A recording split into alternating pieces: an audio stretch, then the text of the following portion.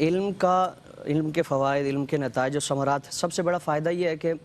معرفت الہی کا اصول ہے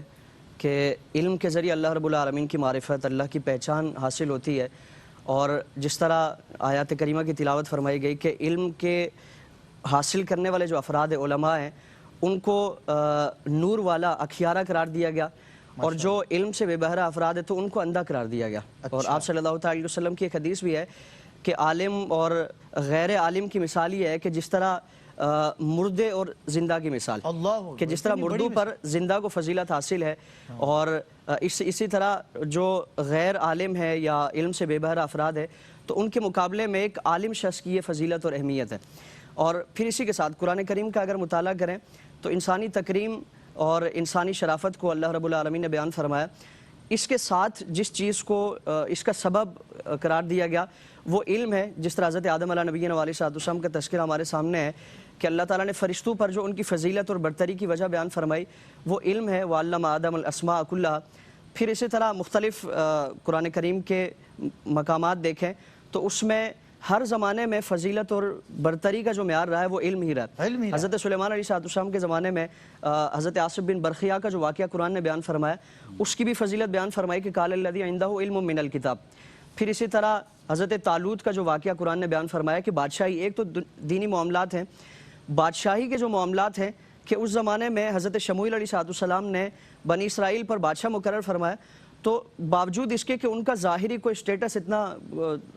کوئی شاندار نہیں تھا، کوئی خاندانی ایسا حسب و نسب نہیں تھا، کوئی ایسا معاملہ نہیں تھا، تو حضرت شموئیل علیہ السلام نے جو ان کی اس برتری کی وجہ بیان فرمایا کہ بسطتاً فی العلم والجسم، یعنی وہ علم میں اور طاقت و قوت میں اللہ رب العالمین نے ان کو فضیلت عطا فرمائی۔ تو فضیلت کا معیار، برتری کا معیار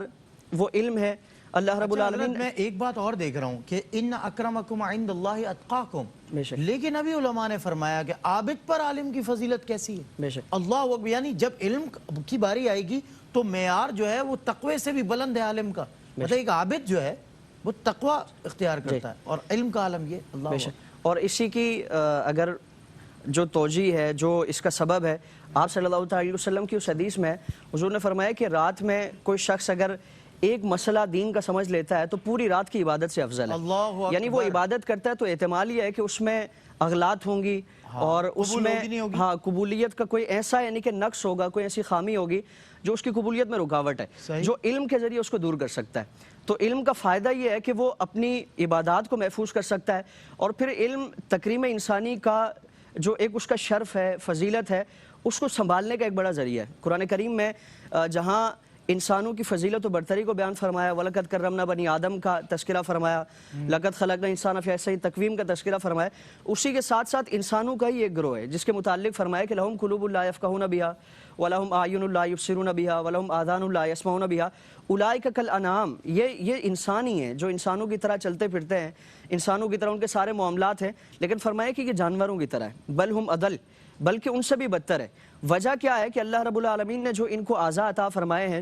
کہ جس کے ذریعے وہ علم حاصل کر کے ان اعضاء کو اللہ رب العالمین کی عبادت میں صرف کریں، اللہ رب العالمین کی معرفت حاصل کریں، وہ انسانی جو تکریم ہے اس کے اپوزٹ ان کا معاملہ ہے، اس کے برعکس معاملہ ہے کہ وہ علم سے بے بہرہ ہو کر اللہ رب العالمین کی معرفت سے دور ہے۔ اور جو اللہ کی معرفت سے دور ہے، اللہ کی پہچان سے دور ہے، اللہ رب العالمین پر ایمان و ایقان سے دور ہے، فرمایا کہ اولئک کالانعام، وہ جانوروں کی طرح ہے، بل ہم اضل، بلکہ ان سے بھی بدتر ہے۔ تو اگر انسان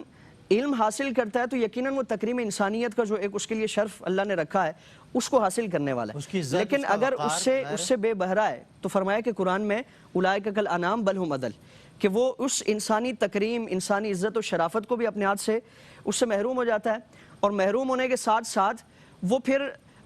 اشرف المخلوقات کے مرتبے پر فائز نہیں رہتا، بلکہ جانوروں کی مثال بیان فرمائے، بلکہ اس سے بھی بدتر اللہ رب العالمین اس کے لیے لفظ استعمال فرما رہا ہے کہ بل ہم اضل، یعنی اس سے بھی بدتر ہے وہ۔ تو انسان اگر علم کے ذریعے اور علم سے فائدہ حاصل کرتا ہے، علم سے منسلک رہتا ہے، تو اس کے لیے مراتب ہی مراتب ہیں، فضائل ہی فضائل ہیں، جس طرح فضائل کا تذکرہ فرمایا گیا، اور اگر علم سے بے بہرہ ہے تو فرمایا کہ اس کے لیے یہ معاملہ ہوگا۔